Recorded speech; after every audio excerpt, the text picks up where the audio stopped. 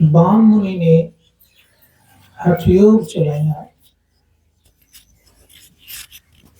और हठ योग के संबंध में प्राय सब लोग जानते हैं।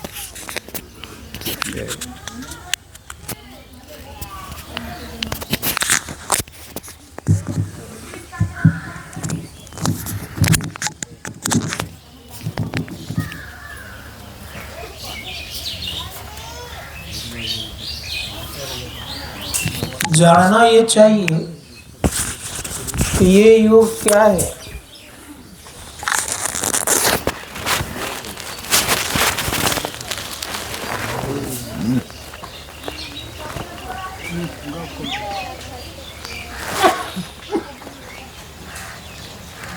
इसको बहुत अच्छा ढंग से आज जानिए।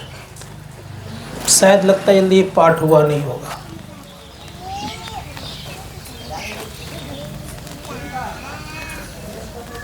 संसार में नाना प्रकार का मार्ग है, लेकिन नाना प्रकार के मार्ग होते हुए भी आप वहां से हट जाइए, इधर आइए, इधर आ जाइए।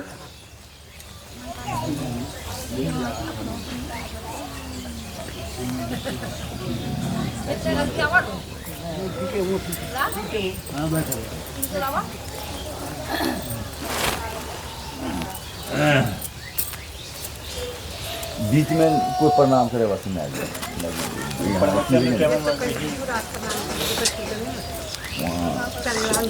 मोबाइल में फोटो लेते ये बात आवे जैसे लिख कर वीडियो बने। तो नाना प्रकार का मार्ग हुआ। तो नाना प्रकार के मार्ग में मुख्यतः दो प्रकार का मार्ग है।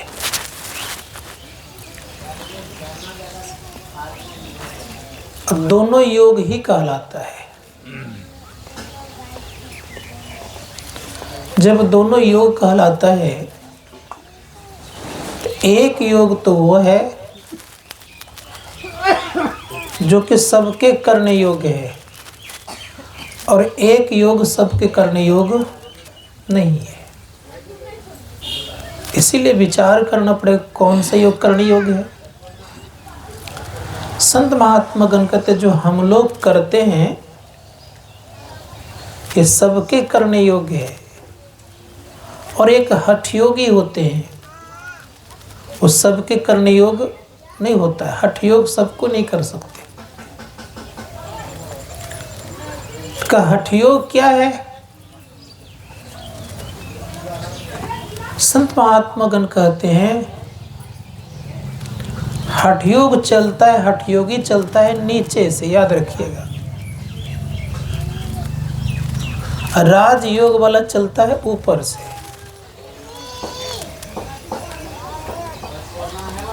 राजयोग वाले को विहंगम मार्गी कहा, याद रखिएगा। विहंगम मार्गी मतलब विहंग कहते हैं पक्षी को, याद रखिए। किसको? पक्षी को। विहंग मतलब पक्षी, और हठयोग वाले कहते हैं पिपीलिका। पिपीलिका का मतलब होता है चींटी। चींटी उड़ती है और पक्षी उड़ती है।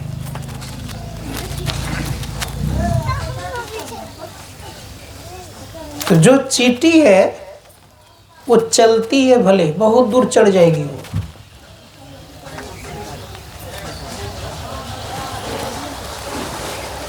मैं बचपन में एक बार आम वृक्ष पर चढ़ा।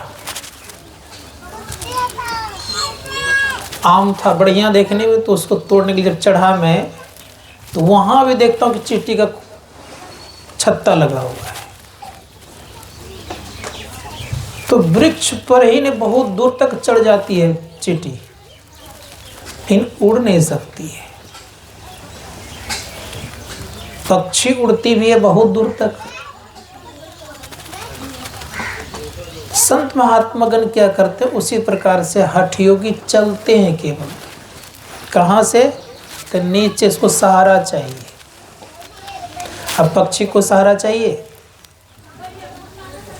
नहीं ना।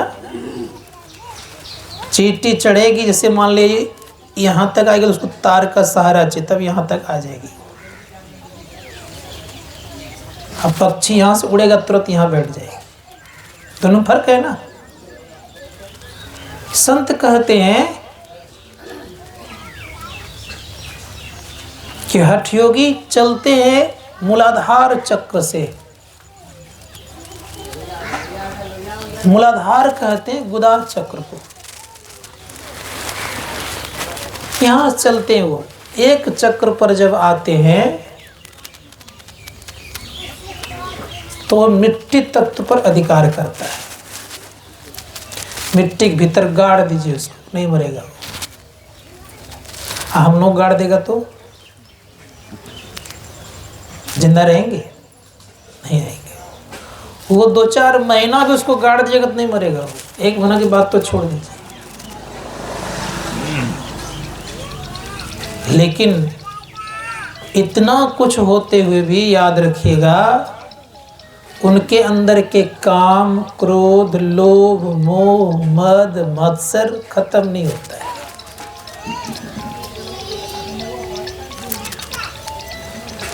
इसीलिए संत महात्मा गण कहते हैं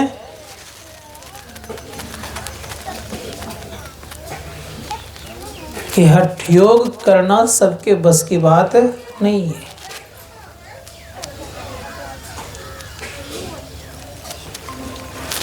एक महापुरुष हो गए थे जालंधर नाथ जी महाराज। बड़ी अच्छी साधना उनकी थी।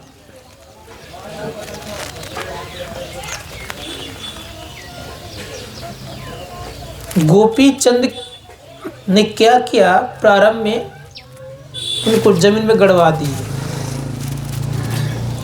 गड़वा करके घोड़े की लिद्दी से उसको पूरा पाट दिया गया।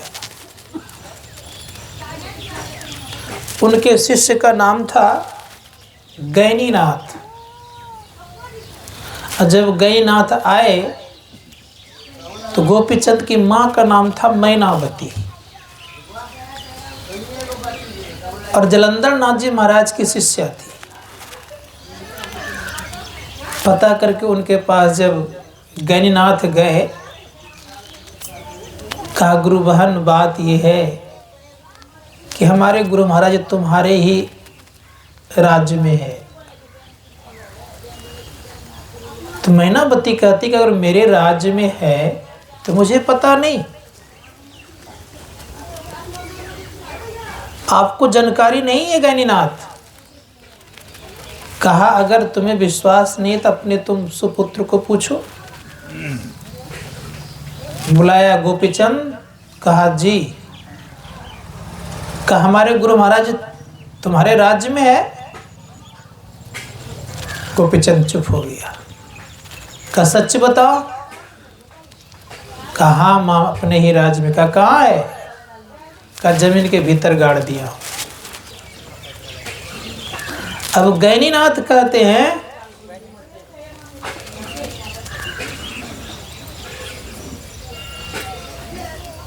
कि गोपीचंद उनके क्रोध का तो सामना करना बड़ा मुश्किल है, नहीं कर पाओगे। लेकिन एक उपाय तुम्हें बताता हूं।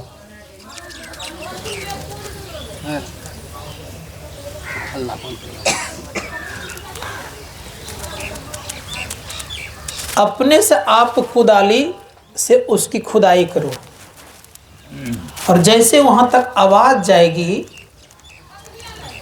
पूछेगा उधर से कि कौन हो, तो कहना मैं गोपीचंद हूं।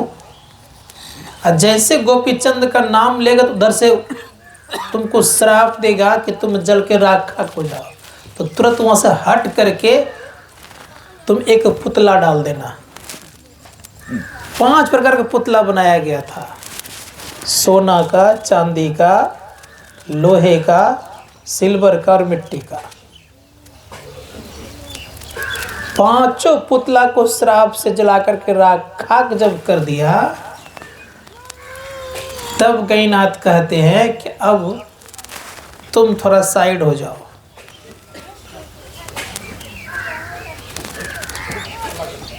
अंदर से कहता है कि मैं स्वतः आता हूं बाहर। स्वतः बाहर आए तो गोपी चंद को गैनाथ ने महाराज ने क्या कर पीछे कर दिया। कहा सामने हो गए तो तुम्हारी हालत खराब हो जाएगी। प्रणाम पाती हुआ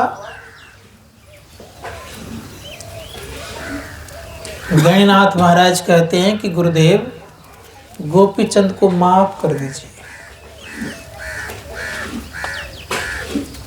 महायोजनानंद जी महाराज कहते हैं कि यद्यपि तुम माफ करने योग्य नहीं हो, फिर भी गणनाथ ने कह रहा है इसलिए मैं तुझे माफ करता हूं। क्रोध खत्म नहीं हुआ, याद रखिएगा। साधना कैसी थी? जमीन के भीतर गाड़ दिया गया था, फिर भी क्रोध समाप्त नहीं हुआ।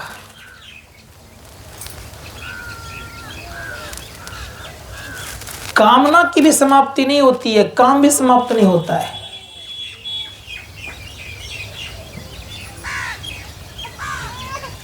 सौरभी ऋषि थे, सुने होंगे नाम आप लोगों ने सौरभी ऋषि का। पानी के भीतर डूब करके साधना करते थे, पानी के भीतर। संजोग से एक दिन जल कीड़ा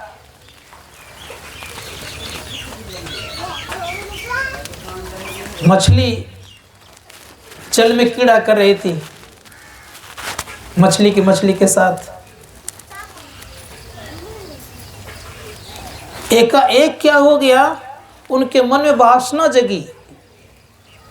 अब जिसके शरीर पर एक भी बाल काला नहीं था, चमड़ी सब झुलस गई थी, शरीर की सारी हड्डियां दिख रही थी, वासना जगी।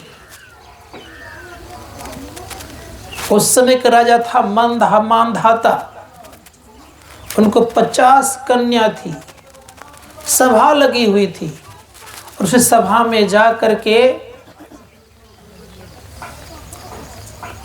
मानधाता से कहते हैं कि राजन, आपकी पुत्री मुझे सेवा में चाहिए।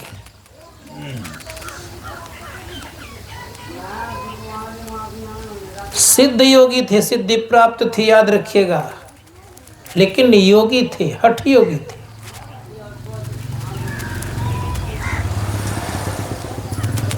जैसे इस बात को कहा गया, रायमानदाता चुप हो गए और निवेदन करते हुए कहा कि महाराज, अगर आपकी ये इच्छा है अंतःपुर चले जाइए। भाव था मन में कि इस बूढ़ा को कौन पसंद करेगा, लेकिन योगी थे।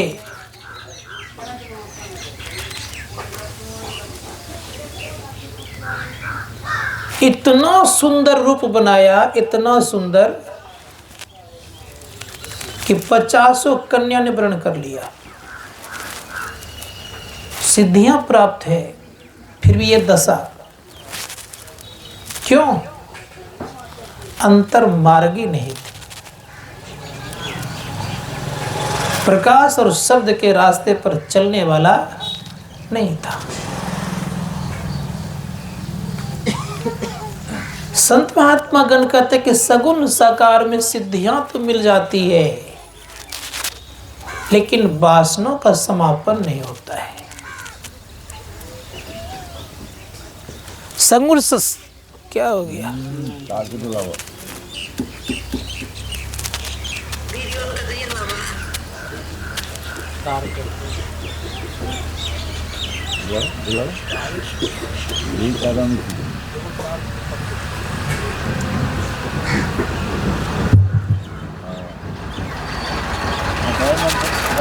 हेलो, वासना नहीं जाती है।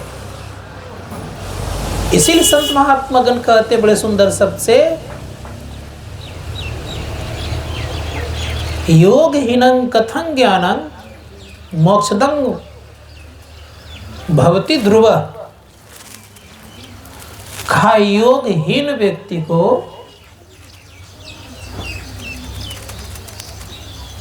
मोक्ष लाभ नहीं होता है। योग चाहिए। कैसा योग? राजयोग चाहिए। राजयोग शुरुआत कहाँ से करते हैं? सगुण साकार से शुरुआत की जाती है,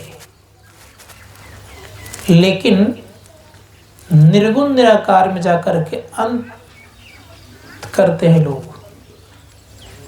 इसलिए सगुण से विशेष है निर्गुण। कभी कभी सुने होंगे हम लोगों ने कि अगर किसी का पैर कट जाता तो जिंदा रहता है कि नहीं, लेकिन सर कट जाए तो जिंदा रहेगा। तो सगुण अगर नहीं हो पाएगा तब भी आप जिंदा रहेंगे, लेकिन निर्गुण नहीं रहेगा तो जिंदा आप नहीं रह सकते। इसीलिए शास्त्रकार कहते, बहुतों को देखे होंगे पैर नहीं है, चल नहीं पाता, लेकिन जिंदा है वो। उसी प्रकार सगुण क्या है? पैर है। और निर्गुण क्या है? सिर है।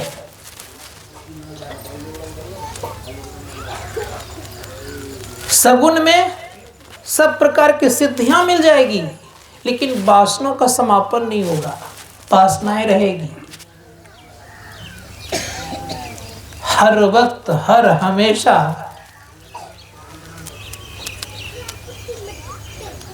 अर्जुन के संग कृष्ण रहने वाले, क्या उनके दुखों का अंत हुआ?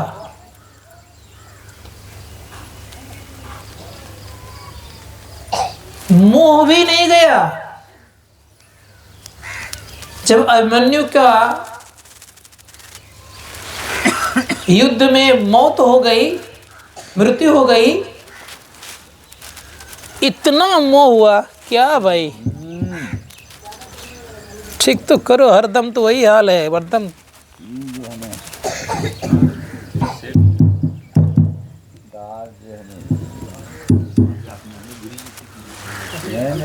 हेलो बैठिए।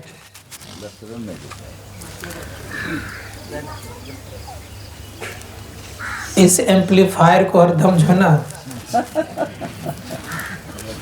क्या बोलते हैं उसको, कुर्सी लग मतलब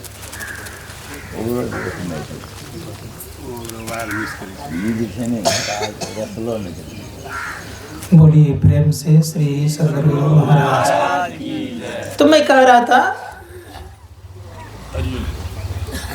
क्या बोल रहा था, किसी को याद है? अर्जुन अभिमन्यु जब मृत्यु हो गई युद्ध में, इतना विलाप करने लग गए कि अर्जुन भी समझे कि प्राण अंत करने तैयार हो गए। भगवान श्री कृष्ण कहते हैं कि ऐसा क्यों करते हो? कहा मैं अभिमन्यु बिना रह नहीं सकता हूँ।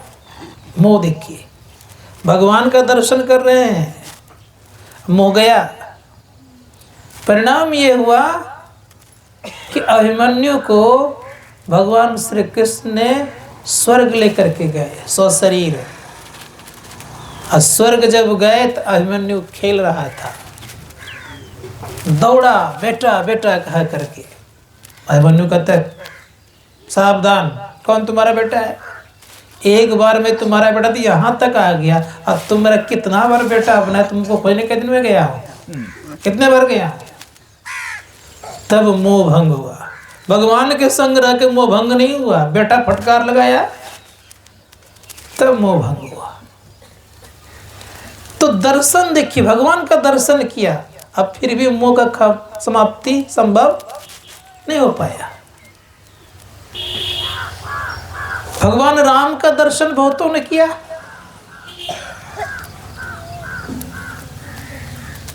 और दर्शन करने के बाद भी रावण और कुंभकर्ण का हिंसा की प्रवृत्ति नहीं गई।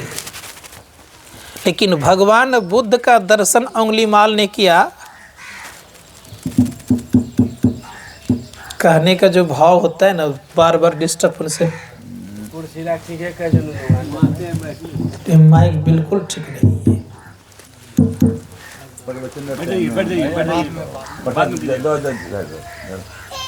बाद में प्रणाम करूँ वहाँ। बोलिए प्रेम से श्री सद्गुरु महाराज की जय। भगवान का दर्शन किया किसने? कुंभकर्ण ने और रावण ने, उनके पूरे परिवार ने किया। लेकिन हिंसा की प्रवृत्ति नहीं गई, युद्ध करना छोड़ा नहीं। लेकिन एक बार दर्शन किया अंगुलीमाल ने किनका? भगवान बुद्ध का। हिंसा की प्रवृत्ति चली गई, तलवार को त्याग दिया और स्वतः भगवान बुद्ध के वेश में आकर के उस अरहंत को प्राप्त कर लिया, जिसको हम निर्वाण या मोक्ष कहते हैं। कारण यह कि उस अवस्था में जो पहुंच जाता है, शांति स्वरूप परमात्मा को जो प्राप्त कर लेते हैं, तो हिंसक प्राणी का भी हिंसा करने की प्रवृत्ति खत्म हो जाती है। उदाहरण देता हूं मैं आपको दो चार। हमारे गुरु महाराज के यहाँ एक ही जगह बिल्ली, कुत्ता और सुग्गा, ये सब एक ही जगह खाते पीते खेलते इत्यादि थे। यद्यपि हमको याद है कि उस समय बिल्ली रहने पर अगर सुग्गा तोता है तो दोनों विरोधाभास में रहता है, दोनों विरोधी है। देख नहीं सकती बिल्ली उस सुग्गा को, अब कुत्ता बिल्ली को नहीं देख सकता, लेकिन सब एक ही जगह खाते पीते खेलते थे। भगवान बुद्ध के समय गाय और सिंह एक ही जगह पानी पीते थे। ऐसी स्थिति होगी? क्योंकि जब आप उस शांति स्वरूप परमात्मा को जान जाएंगे, प्रकृति पर आप अधिकार कर लेंगे, इस बात को सदैव याद रखिएगा कि आपके इर्द गिर्द जो भी रहेंगे उसकी वृत्ति जो हिंसा करने की समाप्त हो जाएगी। तो ये ख्याल करना होगा कि हम लोगों को क्या करना चाहिए। करना ये चाहिए कि हमें सगुण सकार से अपने आप को ऊपर उठाना है, इसी में पढ़ करके रहना नहीं है। सगुण सकार क्या है? एक खड़ा होने के लिए है। खड़ा समझते हैं? बच्चे को देखे होंगे घर में, देहातों में आज भी लकड़ी की गाड़ी होती, जो गरीब बेचारे होते हैं उनके माता पिता लकड़ी की गाड़ी ला के देते हैं, चलते हैं उससे। आजकल प्लास्टिक की गाड़ी हो गई है क्योंकि लकड़ी महंगी हो गई है।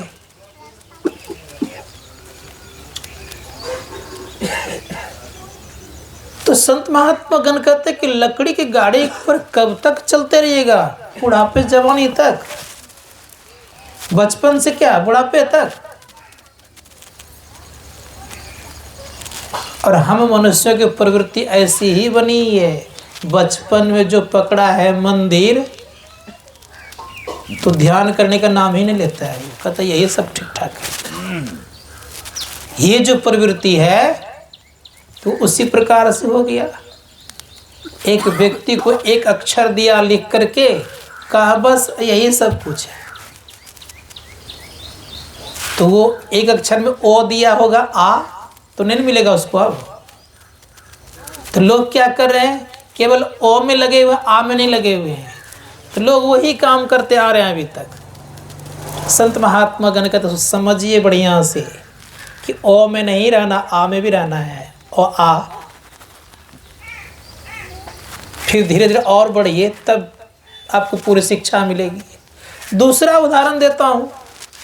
5 तक पढ़ाने वाले शिक्षक हैं, तो 5 साल तक वहाँ पढ़ लिए आपने, और अब आपके मन में हो जाए कि हमारे गुरुजी यही हो गए, अब इससे हमको आगे जाना ही नहीं है, क्या आप कुछ शिक्षा प्राप्त कर पाएंगे? नहीं ना। इसीलिए कोशिश कीजिए कि सभी गुरुजी ही कहलाते हैं, चाहे प्राथमिक विद्यालय का शिक्षक हो, या हाई स्कूल का शिक्षक हो, या कॉलेज का शिक्षक हो, या डिग्री कॉलेज का शिक्षक हो, या यूनिवर्सिटी का प्रोफेसर क्यों हो, सब गुरुजी ही कहलाते हैं। क्या सबकी योग्यता एक तरह की रहती है?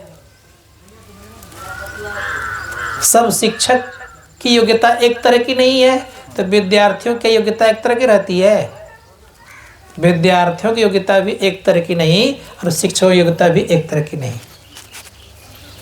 इसलिए कोशिश करना चाहिए हम लोग क्या, कि अंदर मार्गी बनना चाहिए।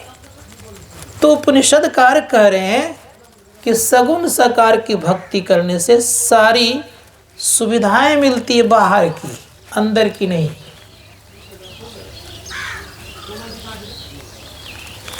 सब प्रकार की सिद्धियां मिल जाती है, लेकिन शांति का जो अनुभव करना चाहिए वो शांति नहीं मिलती है, वो आनंद नहीं मिलता है। इसीलिए प्रयास करिए हम लोगों को जीवन में क्या,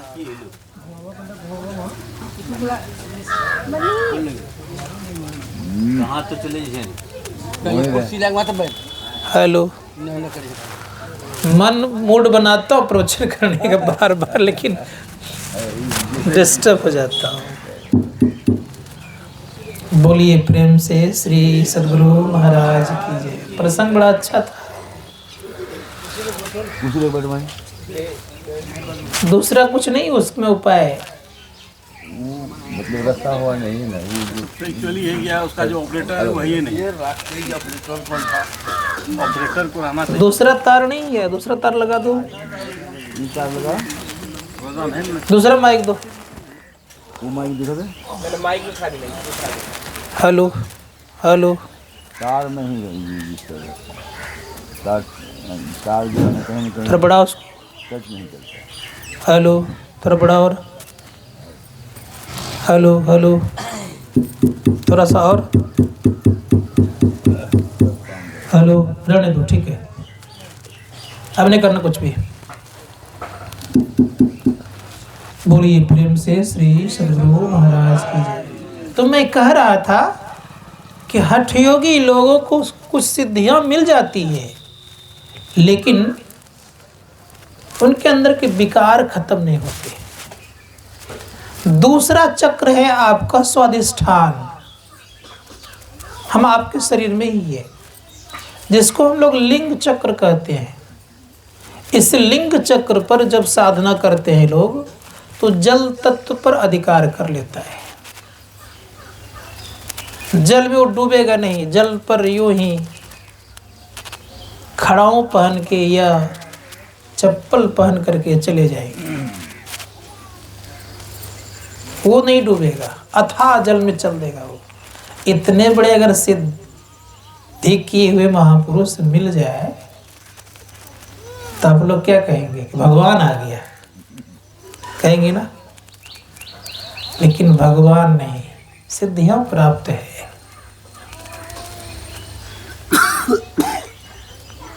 उनके पास बहुत गुण है, लेकिन शांति नहीं है भीतर से। विकार जित नहीं है, खट विकार जित नहीं है, खट विकार रहता ही है। और जब तक खट विकार रहता है तो शरीर के रोग से मानसिक रोग बहुत खतरनाक होता है। इसलिए शरीर के रोग को तो बर्दाश्त कर लेते हैं लोग, लेकिन मन के रोग को बर्दाश्त नहीं कर पाते। जिनके मन खराब हुए, देखिए क्या स्थिति उसकी होती है, सब कुछ उसका चला जाता है, भयंकर दुख में रहता है। इसीलिए शरीर रोग उतना हानिकारक नहीं है जितना कि मन का रोग हानिकारक। और याद रखिएगा, शरीर के रोग से केवल यही शरीर यही जीवन खराब होता है। अब मन के रोग जन्मांतर बिगाड़ देता है। अब विचार करना ये होगा कि मन के रोग को संभालना है कि शरीर के रोग को संभालना है। शरीर का रोगी होना उतना हानिकारक नहीं है, लेकिन मन का रोगी होना बहुत भयंकर हानिकारक है। इसीलिए मन को संभालने का प्रयास कीजिए। जो साधक मन को संभालने का प्रयास और प्रयत्न करता है तो उनका अगला जीवन इससे और सुंदर होता है। भगवान बुद्ध कहते हैं कि मन से बड़ा संसार में दोस्त कोई नहीं है और मन से बड़ा संसार में दुश्मन भी कोई नहीं है। दोस्त कौन है? तो मन। और दुश्मन कौन है? तो मन।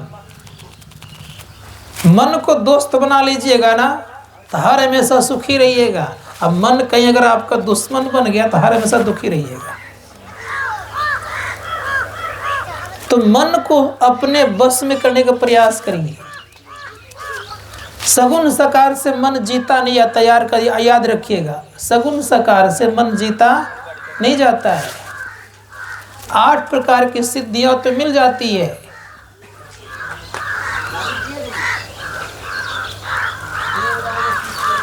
शास्त्रकार कहते सिद्धियां मिल जाना अलग बात है, लेकिन मन नहीं जीता जाता है। मन जीतने को उपाय, भगवान का दर्शन भी हो जाएगा, लेकिन मन बेचैन रहेगा ही। कहेंगे कैसे? सुनाता हूं आपको प्रसंग। भगवान का दर्शन कर लीजिएगा, इस आंख से तो नहीं, मानस आंख से दर्शन कर लीजिएगा। खिला भी देंगे आपको अपने हाथ से भगवान, फिर भी आपके विकार खत्म नहीं होंगे, ना शांति मिलेगी। आप लोगों ने नाम सुना होगा नामदेव का, मैंने कई बार सुनाया भी होगा आप लोगों को। नामदेव इस कलयुग में भगवान का दर्शन करते थे और दर्शन करते थे और अपनी व्यथा सुनाते थे। नामदेव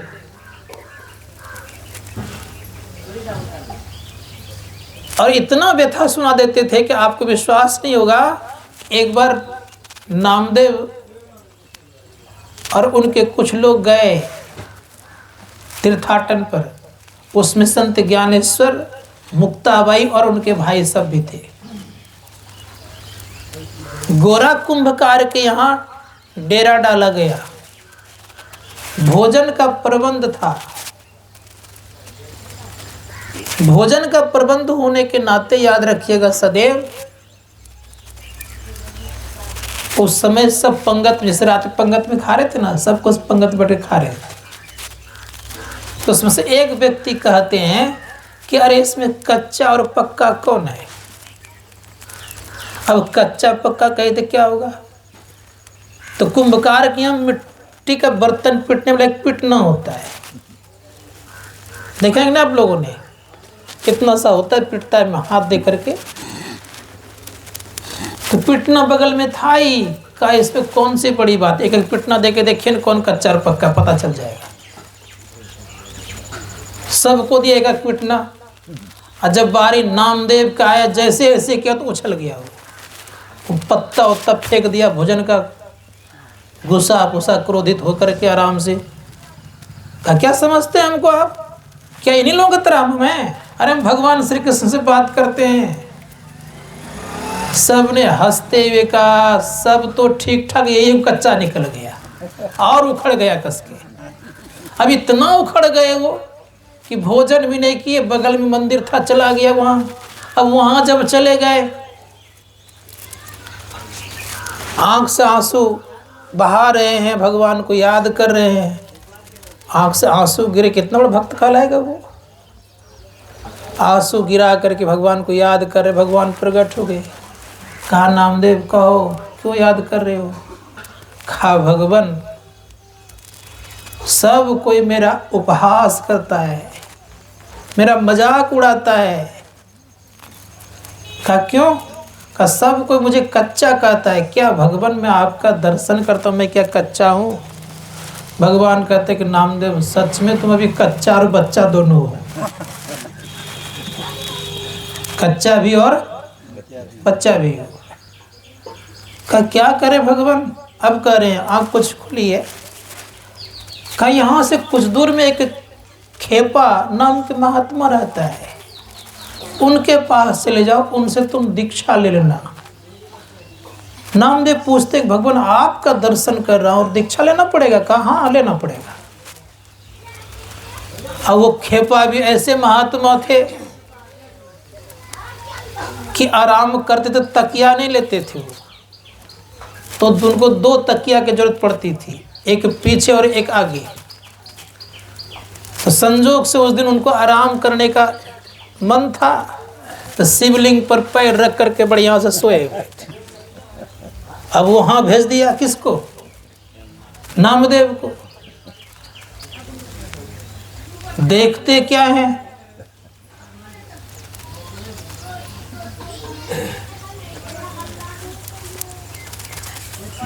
कि यहां भेज दिया, इसको तो खुदे ज्ञान नहीं है कहां सोना चाहिए सोना चाहिए। और डांटते हुए कहता है उसे खेप, डांटते हुए कहते हैं तुमको ज्ञान नहीं है, तुम यहां सोए हुए हो। अरे भगवान का विग्रह रूप है, इस पर तुम पैर रख दिया है। बेचारे बेचारे प्रेम से कहते हैं कि जहां भगवान ने वहां रख दो मेरा पैर। अब वो क्या करता है, पैर खींचता है और जहां पैर रखता है वहीं शिवलिंग प्रकट हो जाता है। बड़का हत्था था, ज्ञान अभी नहीं हो रहा है, ध्यान दीजिएगा। बहुत बड़ा हत्था था, उस बहुत बड़ा हत्था में जहां जहां पैर रखा वहीं वहीं शिवलिंग प्रकट हो गया। पूरा प्रांगण ही शिवलिंग से भर गया। तब उसको दिमाग में आया कि भगवान ने भेजा है इनसे दीक्षा लेने के लिए। तब उनके चरण को पकड़े, कहा महाराज मुझे आप भजन भेद बताइए, का अब तुम्हें कुछ ज्ञान हुआ है। दर्शन कर रहा है किनका? भगवान का, अब फिर भी ये ज्ञान नहीं है। तब दीक्षा दिया, अंतर साधना की, तब पता चला कि ईश्वर क्या है। सगुण सकार की उपासना अगर आप माता पिता के भी करिएगा तो उससे भी आपको सिद्धियां मिल जाएगी। सगुण सकार की उपासना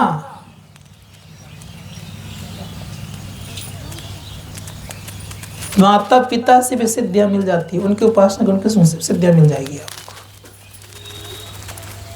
लेकिन ना विकार जाएगा, ना शांति आएगी, ना ही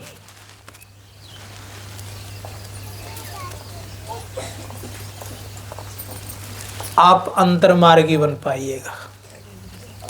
इसलिए संत महात्मा गण कहते अंदर चलने का प्रयास करिए। जो कोई अंदर चलने का प्रयास करेंगे तो शास्त्रकार कहते हैं कि उन व्यक्तियों को यह करना चाहिए कि अंदर मार्गी बनना और अंदर का रास्ता सगुण साकार से थोड़ा सा भिन्न है। अंदर का मार्ग सूक्ष्म सगुण साकार होता है, याद रखिएगा। सूक्ष्म है और सगुण और साकार है।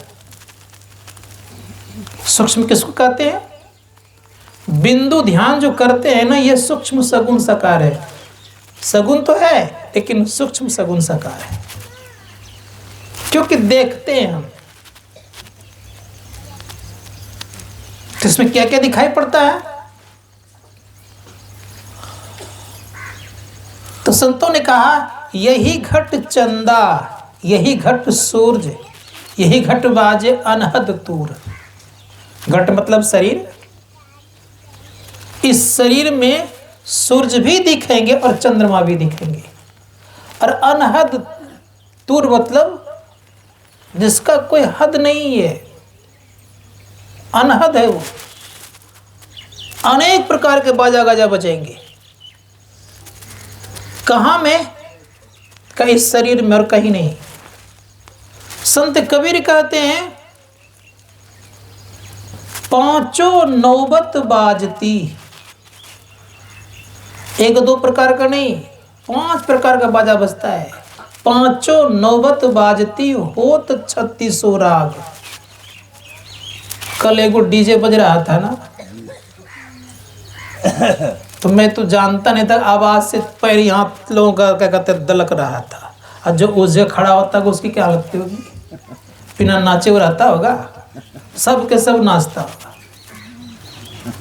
अब सोच करके देखिए, जब एक डीजे पर इतना लोग नाच लेता है, अब वो कितना दिन के लिए, एक दिन सुना है तो इतना नाच, और जो रोज सुनता है उसकी क्या हालत होती होगी, उसको कितना आनंद मिलेगा। वो भी कैसा, बिना बाजा गाजा का बजते रहता है, और इतना मधुर है, इसमें तो मधुरता है ही नहीं। संत महात्मा गण कहते हैं, इसलिए कहा पांचों नौबत बाजती हो 36 राग, सो मंदिर खाली पड़ा बैठन लागे काग। अगर आपने ये सब नहीं सुन पाया, इस शरीर पर कौन बैठेंगे मालूम है, काग बैठेंगे। इसीलिए प्रयास करिए कि हम इसको सुने, और जो इसको सुनते हैं तो सुनने वाला कोई साधारण नहीं रहता है। पाठ में सुना आपने, संत शिरोमणि घाट गुमठ मठ मृदंग बजे रे। सबके भीतर में संत शिरोमणि घाट है, वो उसी घाट पर जाकर के मृदंग बजता है, और वहीं से बाट मिलता है। बाट मतलब रास्ता। और लोग बाहर बाहर रास्ता खोजते हैं,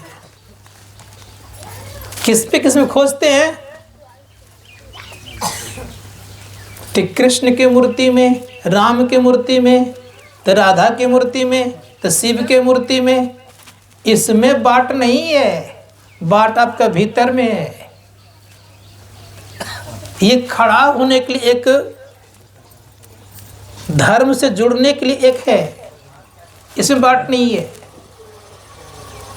इसलिए संत महात्मा गण कहते हैं बाट मतलब रास्ता भीतर में है, सबके भीतर में है। श्रीमद शंकराचार्य जी महाराज कहते हैं कि जो इसको खोजते हैं, तो याद रखिएगा क्या मिलता है। बड़ा सुंदर शब्द कहा गया, वो अच्छे भक्त होते हैं। उन्होंने कहा स्वात्मनु अनुसंधानम भक्तिरि धीयते। समझिएगा थोड़ा सा, स्वयं की जब खोज करते हैं तो भक्ति कहलाती है। बात में आ रही है, स्वयं को खोजने वाले को भक्त कहते हैं। तो भक्त बनेंगे कैसे, तो स्वयं को जानने के कारण। इसीलिए स्वयं को जानने का उपाय क्या है, एक शब्दों में कहना चाहूंगा, स्वयं को जानने का उपाय स्वयं के द्वारा। भगवान को जानने का उपाय स्वयं के द्वारा। ईश्वर परमात्मा को जानने का उपाय स्वयं के द्वारा। आनंद प्राप्त करने का उपाय का स्वयं के द्वारा। शांति प्राप्त करने का उपाय स्वयं के द्वारा। बात समझ में आ रही कि नहीं। संत महात्मा स्वयं कब होंगे हम, पता किए, जब तक कोई आपके संग में कोई इंद्रियां रहेगी तो स्वयं आप नहीं, याद रखिएगा। इंद्रियां हम आपके साथ में है, 14 इंद्रियां संग में है, 5 कर्म इंद्रियां, 5 ज्ञान इंद्रियां और 4 अंतःकरण की इंद्रियां। ये 14 इंद्रियां संग में है। और जब तक 14 इंद्रियां संग में है तो संत महात्मा गण कहते हैं कि 14 इंद्रियों के संग में रहने पर रास्ता नहीं मिलता है, चाहे कोई क्यों नहीं हो। 10 इंद्रियां छूटती है, मन स्थिर होता है तो रास्ता मिलता है, दृष्टि टिकती है तो रास्ता मिल जाता है। और जैसे ही अपने को जानने की जब बारी आती है तो चारों इंद्रियां समाप्त हो जाती है। मन, बुद्धि, चित्त और अहंकार, ये चारों अपने अपने समस्वरूप में विलय जब होती है तब स्वयं का ज्ञान होता है। और जब स्वयं का ज्ञान होता है तब परमात्मा ज्ञान होता है। जब तक अपना ज्ञान नहीं तब तक परमात्मा का ज्ञान नहीं। इसको नोट करके रखिएगा। स्वयं को जानिए, परमात्मा को जानिएगा। इसीलिए संत महात्मा गण कहते हैं स्वयं को जानने का उपाय क्या है। तो बड़ा सुंदर शब्द कहा कि स्वयं को जानने का उपाय मात्र एक ही है कि शब्द खोजना चाहिए, शब्द को खोजना चाहिए। शब्द खोजी मन वश करे, सहज योग है। ये सहज योग है। यह तो सत्य सार है, यह झूठी देही। इस शरीर को झूठा कहा और वो सत्य का सार है। कौन? शब्द। शब्द क्या है? आकर्षण करता अपने तरफ शब्द। दरिया साहब ने कहा चुंबक शब्द चुंबक सत शब्द है भाई, चुंबक लोक ले जाई, होई निकारे होके न पीरा, सत्य शब्द जो बसे शरीरा। बात समझ में आ रही है? ये क्या है? तो चुंबक की तरफ खींचता अपने तरफ। जिस प्रकार से चुंबक को लोहा में सटाइए तो खींच लेगा अपने तरफ, उसी प्रकार शब्द आप खींचने लग जाए तो कब खींचेगा आपको, इसको जानना चाहिए। कहा लोहा में अगर जंग लगा रहता है ना तब चुंबक शायद नहीं खींचता है। खींचता है? जंग झड़ जाता तब अपने आप खींचता है। उसी प्रकार से जब तक हमारे अंदर में नाना प्रकार के पाप रूपी जंग लगा रहेगा तब तक शब्द सुनाई नहीं पड़ेगा, न शब्द आपको खींच पाएगा। जिस दिन आपके पाप खत्म होंगे उस दिन आपको शब्द सुनाई पड़ना शुरू हो जाएगा और वह आपको अपने तरफ खींचना शुरू कर देगा। आपकी स्थिति कैसी होगी आज जानना चाहिए। जैसे शब्द की साधना करने लग जाएंगे आपका विचार में माधुर्य आना शुरू हो जाएगा, और जहां कड़वाहट है तो आप उससे दूर भाग जाएंगे। इसीलिए एक दिन की हानि आपको बहुत हानि पहुंचा देगा। एक दिन का थोड़ी सी गलतियां आपको पीछे कर देगा।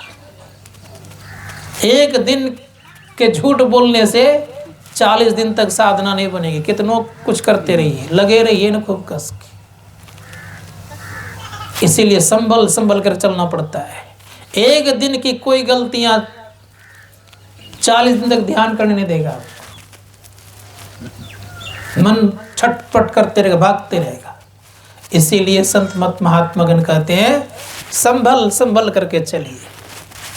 इसीलिए कहा गया छुरस धारा निशता दुरत्या दुर्गम पतस्तत कवियो बदंती। ये छुरे की धार की तरह तीक्ष्ण हुआ करता है, उस पर चलना और का इस मार्ग पर चलना दोनों मुश्किल होता है। तो प्रयास क्या करना चाहिए कि अपने को बचा के चलना चाहिए, फूक के पैर रखना चाहिए। संभल करके बोलिए, संभल कर चलिए तो उसके जीवन में माधुर्य आएगा, उसके प्रति आकर्षण हो जाएगा। स्वामी राम तीर्थ का नाम सुने होंगे आप लोगों ने, सुने हैं कि नहीं? स्वामी राम तीर्थ बड़े उच्च कोटि के महापुरुष हुए थे। अंग्रेजों के ज़माने में मैथमेटिक्स के प्रोफेसर थे। उनके 2 बेटे थे। एक दिन संजोग से कॉलेज में पढ़ाई कर रहे थे, पढ़ा रहे थे कॉलेज में, तो रोज पढ़ाते हैं। एक दिन क्या हुआ कि आँख बंद करके बैठ गए। अब बैठ गए तो खूब बढ़िया से बैठ गए, उनको ध्यान लग गया। अब ध्यान जब लग गया तो क्या करेगा? ध्यान लगता समय का पता नहीं चलता है, क्या हुआ नहीं पता नहीं चलता है। और ध्यान नहीं लगा है तो 5 मिनट पड़ेगा, लगे घंटों पार कर गया, पहाड़ लगेगा आपको। और जब बनने लगेगा तो घंटों पार कर तब पता नहीं चलेगा। और नहीं बन रहा तो 5 मिनट ही पहाड़ लगेगा आपको, इतना देर हो गया अभी तक, कब बार बार करेगा मन कर, कब उठ जाए, कब उठ जाए। अब बनेगा ध्यान तो बैठने का मन करेगा, बैठे रह जाए, अच्छा लगेगा आपको। और जब समझेगा मन बैठने नहीं कर रहा, समझेगा आज मन का कुछ ना कुछ खुरपाती काम चालू है, ख्याल रखिएगा इसको। और जिस दिन बैठने के लिए मन कहे, अब मन बैठने लग जाए, समझेगा आज ये कुछ ठीक ठाक है। एक नमूना बता दिया मैंने आपको। स्वामी राम तीर्थ बैठ गए तो बैठ गए,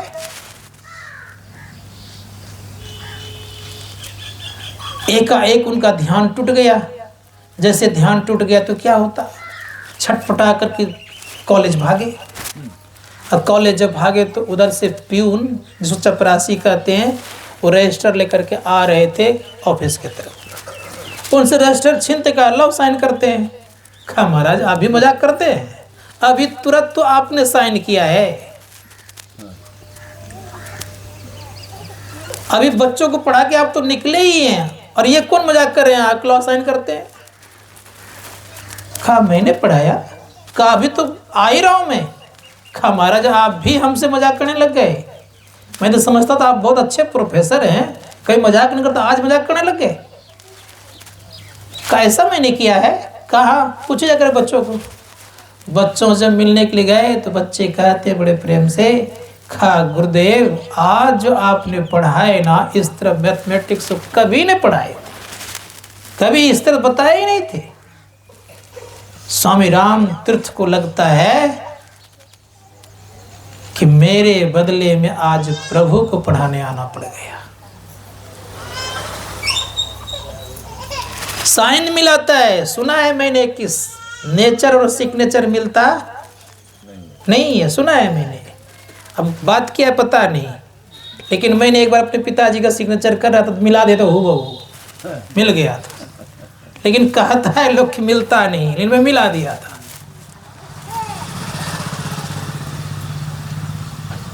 तो स्वामी राम तीर्थ देखते हैं रजिस्टर को, जिस तरह साइन करते थे हूबहू उसी तरह का साइन किया हुआ है।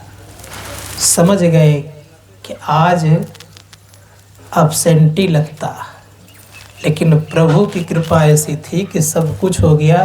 का अब स्वामी राम तीर्थ रिजनेशन मारेगा, त्याग पत्र दिया और चल दिए। जाके अपनी पत्नी से जाके कहते हैं कि अब मैं घर में नहीं रहूँगा, तुम अपना व्यवस्था करो। कहा मैं भी साथ चलूँगी। कहा चलो। कहा कुछ लेके जाना नहीं पड़ेगा। कहा ठीक है, सब छोड़ दिया। लेकिन माताओं को स्वभाव होता है कुछ न कुछ रखना चाहिए, तो कुछ गहने रख लिए। अब गहने जब रख लिए तो 2 बच्चे और अपने और स्वामी राम तीर्थ, उनकी पत्नी और स्वामी राम तीर्थ जा रहे हैं। 2 दिन बीत गए, भोजन नहीं मिल रहा है। स्वामी राम तीर्थ कहते हैं लगता है तुम्हारे पास कुछ न कुछ है। कहा क्या है बताओ। जब पूछा तब कहती है कि थोड़ा सा गहना है। कहा इसको फेंको जल्दी। जैसे फेंका, बता रहा हूँ सच्ची घटना आपको, जैसे फेंका तो फेंकते ही एक महासेठ आ गए। कहा महाराज आजीवन आप इस हिमालय पर्वत पर साधना करें, मैं आजीवन आपकी व्यवस्था करता हूँ, खाने का, पीने का, रहने का। श्री सद्गुरु महाराज की जय। जहाँ आशा रहेगा ना, संसार का जहाँ आशा रहेगा, तो समझिएगा कि परमात्मा व्यवस्था नहीं करेंगे। जब परमात्मा पर आशा रख लीजिएगा ना, तो संपूर्ण व्यवस्था कर देंगे। आशा किस पर रखिए? संसार का नहीं, परमात्मा का आशा रखिएगा, सब व्यवस्था कर देंगे। तो मैं कह रहा था कि ध्यान करेंगे तो बहुत लाभ मिलेगा। और स्वामी राम तीर्थ जब ध्यान करके अपने आप को जान लिए तो गए प्रवचन करने के लिए। कहाँ? जापान। जापान में इतना सुंदर प्रवचन दिए कि वहाँ के लोग तो गदगद हो गए। तो वहाँ के लोगों में एक लोग थे अमेरिका के। कहा कि स्वामी जी अमेरिका में आपका स्वागत है, आप आइए, निमंत्रण है। तो वहाँ से टिकट कटा करके उनको बैठा करके वो तो पहले निकल गए और वो अमेरिका कि एयरपोर्ट पर, उसमें एयरपोर्ट में बंदरगाह था, हवाई जहाज का निर्माण शायद था कि नहीं पता नहीं, तो हम पानी वाला जहाज पर चल रहे थे। तो संजोग ये हुआ उसमें से अमेरिकन लोग बैठे हुए थे। तो पूछते हैं कि स्वामी जी कहाँ जा रहे हैं? कहा अमेरिका जा रहा हूँ। तो फिर पूछ बैठते हैं कि आप वही है? तो अपने को वो स्वामी राम तीर्थ नहीं कहते, तो राम बादशाह कहते थे। साधु महात्मा बादशाह होता ही है। चाह गई चिंता मिट्टी, मनुआ बेपरवाह, जाको कछु न चाहिए सोई सहंसा। वो सहंसा होता है, तो अपने को राम बादशाह कहते थे। का क्या नाम है आपका? का राम बादशाह। का वही राम बादशाह जिनका भाषण जापान में होता? का हाँ वही मैं हूँ। का कहाँ जा रहे हैं? का अमेरिका जा रहा हूँ। का अमेरिका जा रहा है तो कितना डॉलर आपके पास है? वहाँ तो डॉलर चलता था। जानते कितना महंगा शहर है? कितना डॉलर रखे हुए हैं? स्वामी राम तीर्थ कुछ नहीं बोले, आंख बंद किए। एक बगल में अमेरिकन थे, कहा वही राम तीर्थ है ना आप? वही राम बादशाह जिसका जापान भाषण? कहा। अब वो खुद कहते हैं कि जितना दिन आप अमेरिका में रहेंगे सारा खर्च मैं उठाता हूँ, आप आराम से रहें। स्वामी राम तीर्थ कहते हैं कि देखिए बादशाह के पास खजाना रहता नहीं है, मेरे बगल में खजांची है। विचार कर लीजिए, खजांचों के पास खजाना रहता है।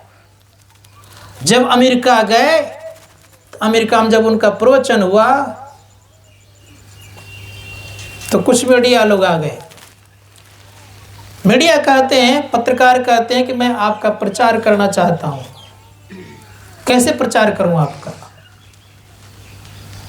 क्या लिखूं आपके विषय में? तो बड़े प्रेम से कहा कि आपके जितने बड़े बड़े डॉक्टर्स हैं सबको बुला के ले आइए। बुला के ले आया गया और बुला करके जब ले आया, का मेरे शरीर में आप खोजिए कि मैं जिंदा हूं कि मुर्दा हूं, प्राण खोजिए। सुनिए गौर से आप लोग, साधना संबंध बता रहा हूं मैं आपको। अब शरीर में, पूरे शरीर में आला लगा दिया गया, कई प्रकार के यंत्र लगा दिए गए। अब स्थिति ये होती है, उनका यंत्र बता रहा है कि मृतक है ये, मरा हुआ है ये। राम, स्वामी राम तीर्थ बोल रहे हैं। डॉक्टरों से पूछते हैं क्या मैं मरा हुआ हूं? तो कुछ नहीं। फिर पूछते क्या मैं जिंदा हूं? तो कुछ नहीं। तब बड़े प्रेम से कहते हैं कि क्या हूं मैं? का स्वामी जी बात यह है कि मेरा यंत्र कहते हैं कि आप मरे हुए हैं, लेकिन आप बोल रहे हैं तो मैं कैसे कह सकता हूं कि मरे हुए हैं?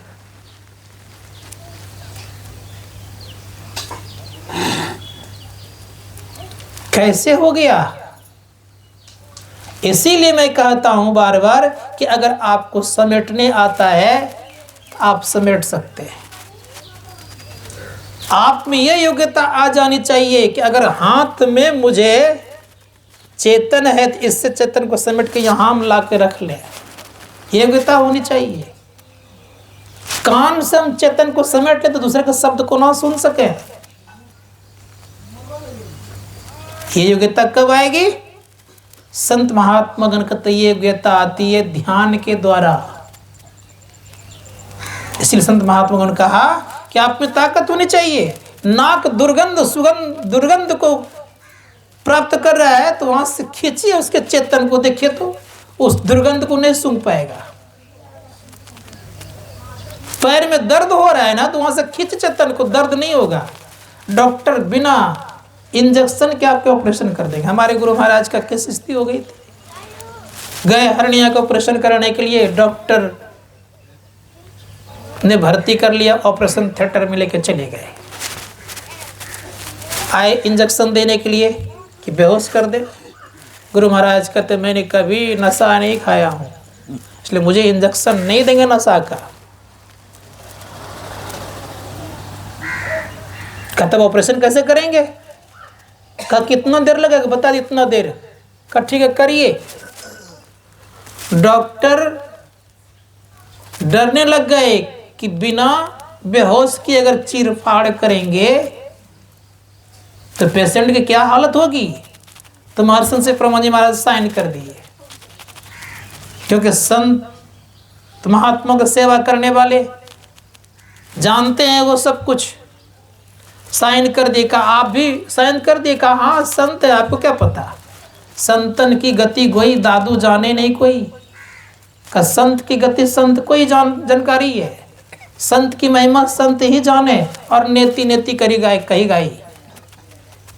परिणाम ये हुआ, साइन कर दिया, ऑपरेशन हो गया, बिना इंजेक्शन दिए बेहोश किए, ऑपरेशन हो गया। कई घंटे हो गए, गुरु महाराज शरीर में आ ही नहीं रहे हैं। डॉक्टरों को चिंता हो गई, कहीं मर तो नहीं गए। अब आपस में डॉक्टर की टीम बात करने लग गए, और बात जब करने लग गए, उसी क्रम में गुरु महाराज के बगल में वो लोग खड़े होकर के बात कर रहे थे।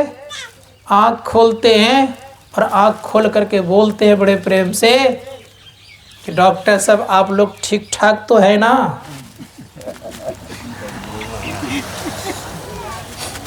ये ज्ञान, ये साधना शरीर में रहते शरीर से निकाल लीजिए, पता नहीं चले, ना हार्ट चले, ना नस नाड़ियां का खून चले, फिर भी जिंदा दिखे।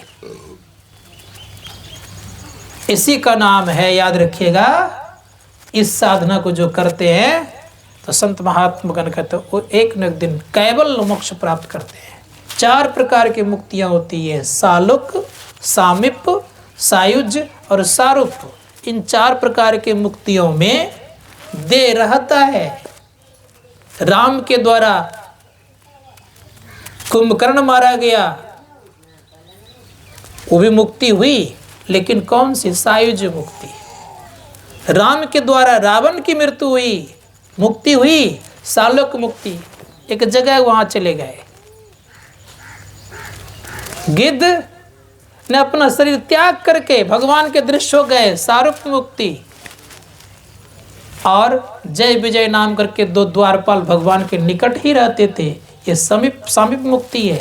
इन 4 प्रकार की मुक्तियों में दे रहता है, लेकिन कैवल्य मुक्ति में दे नहीं रहता है। और कैवल्य मुक्ति की प्राप्ति केवल शब्द साधना से होता है, और सब सार शब्द के सुनने से होता है, परमात्मा विलय होने से होता है।